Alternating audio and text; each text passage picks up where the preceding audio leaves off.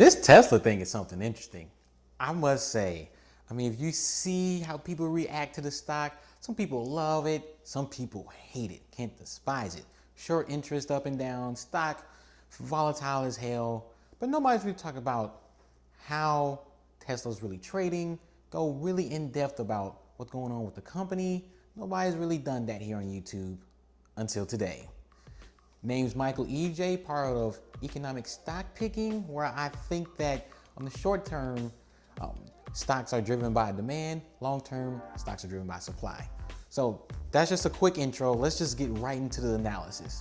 So we all know about Tesla, mainly a cars company for now, mainly a car manufacturer for now, wants to become an energy company eventually, energy generation, electric vehicles, and that's kind of what they want to be. But today they're a car company, straight up just a car company, and the market is going wild based on just news about production. As we all know, or maybe you don't know, Tesla at first started off as really luxurious cars. The Model S and X were priced around $70,000, $80,000.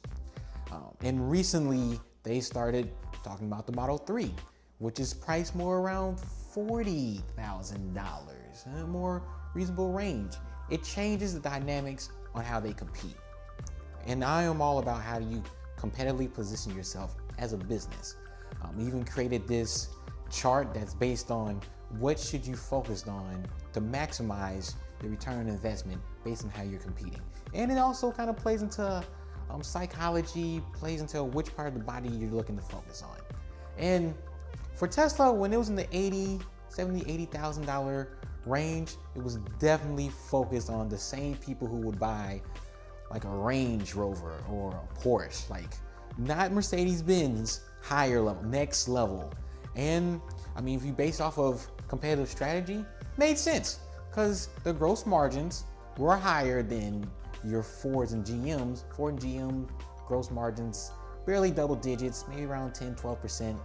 Tesla was at 20%. And if you compare it to like a Ferrari that, you know, the cars cost $300,000-$400,000, their gross margins is around 50%. So at least from that perspective, they're pricing it right. In Tesla, their strategic asset, what made them best compete was the brand. And it appealed to the ego. Come on, who doesn't want to be like Elon Musk? I mean, he's a little extreme, but he has some radical fans. And he created a brand that was tough even for a Porsche or a Range Rover to compete with, mainly because they're going after a slightly different person. But I mean, the brand of Tesla was very strong and it was really dependent upon Elon Musk. Now, the way they're competing now is changing a little bit. It's changing a little bit because right now, Elon Musk wants to focus, well, Tesla as a whole, want to focus more on the energy generation business. And the reason why is because it's more profitable. I mean, it has way more profitable potential versus cars. Well, I mean, car manufacturing, it's a horrible business. You don't really generate that many profits, and to really be successful, you need to have more of a Ferrari type of business model, which means you can't be that big. You're gonna be more niche. That's the real way to be successful in this market. And going down, pricing at $40,000, $50,000, you're just exposing yourself more to economic cycles. I mean, it wasn't as bad when you were only pricing $70,000, $80,000 on your cars, but now you're going down a level. You know, you're just creating a little bit more of, not so much an emphasis on just being the best brand, but now production side starts to come into play. This is why the market's starting to pay a lot more attention to the production Model 3. If you want to come down the spectrum and compete with the Mercedes-Benzes and the BMWs and the Audis of the world, which are producing 1 million plus cars a year, and even at your peak, let's say you reach $5,000, well, not $5,000, 5,000 cars a week, that's only going to get you to 250,000 in a year. Like, you're still off. So it's interesting that you're competing in a double dynamic of Range Rover, Porsche, $70,000, $80,000, as well as the BMW, Mercedes-Benz $40,000 to $50,000 range. But the real goal, once again, is energy generation.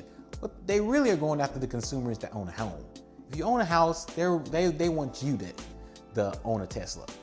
And at first the goal was just go for the really high market ones that really own the homes and have the money to afford $70,000 to $80,000 cars. The reason you want to do that is because they have a home and they can probably easily afford to have put certain energy things inside of their house. You know, get a solar panel from Tesla, for example, that doesn't look as ugly or not ugly at all compared to solar panels today.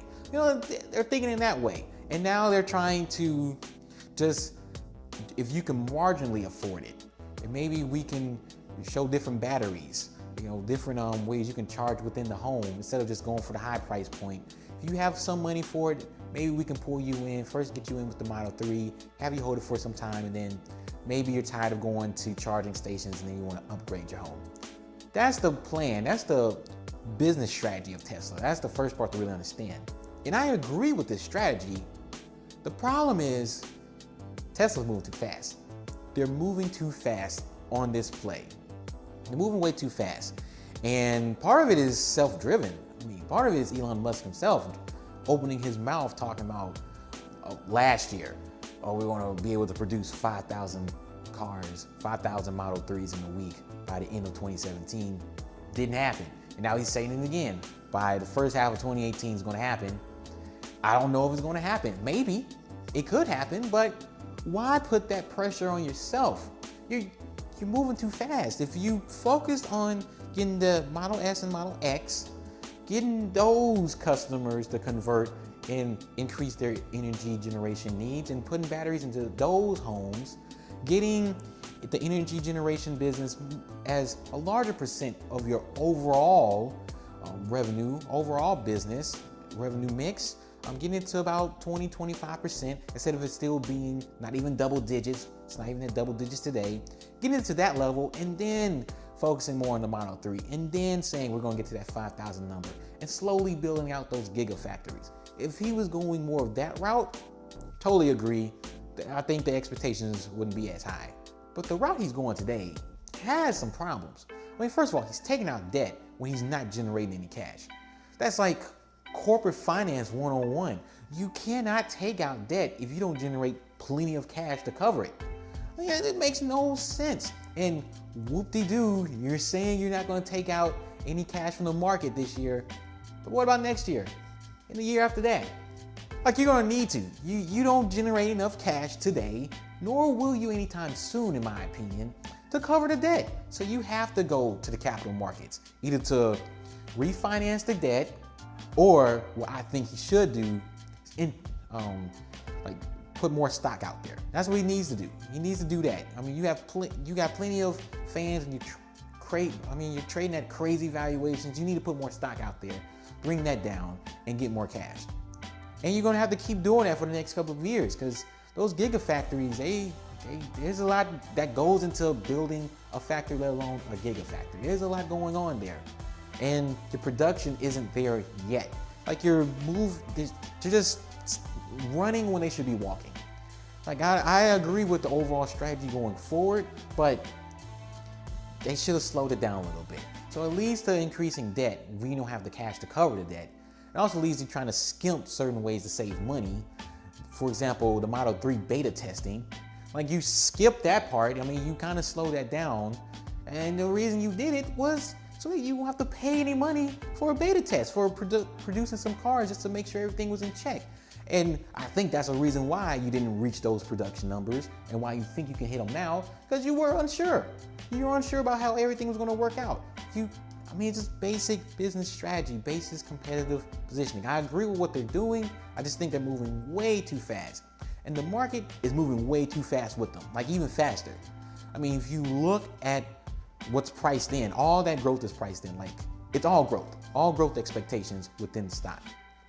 That is crazy. Even at today's price, which is about $300 share, even after it dipped down to about $270 and came back to $300, like, it's still way too much on the expectations of growth going forward versus where the company's at today. And I know that's how the company should probably be priced, but not to that extreme. I mean, if it was little bit down, a little bit lower, then I can understand a little bit more. But where it's at today makes no sense whatsoever. Like, when I originally looked at Tesla, I didn't know they were looking to move this fast. I didn't really think about the business strategy aspect. If you want to check out that pitch from last year, please check it out in the card. But knowing what I know about Tesla now and thinking more about how it plays in the competitive strategy, competing as a business, I agree. Like I said, I agree, but you can't do what you're doing. You're moving too fast, too much expectations is priced into the stock. I am now full on avoid Tesla at all costs. Like, maybe if the stock comes back down to like 250, 225, then revisit. But right now, don't mess with this stock if you're looking to hold it for the long term. Don't even mess with it in the short term. I mean, there's way more money coming out the stock than going in. And like, day by day, less and less good sentiment from research analysts are coming to the stock. And it's not a 52-week high, it's close to the low. Like, there's a lot of reasons to avoid Tesla right now. That's the point I'm trying to make here. Just avoid it. It's okay. There's plenty of opportunities, even in a market like this where things are a little dicey. You know, things are a little bit dicey. I'm gonna have a video talking about that soon. But even in today's market, there's much better opportunities than Tesla. So if you can, avoid it. If you're in it, I'll say get out. This is not the stock to be in at this time, at this moment, in this environment where things are just all over the place. So that's my advice. Avoid Tesla today. Michael EJ here, helping you reach your financial goals and dreams by becoming the best investor you can be. And I'll see you at the next video. Peace.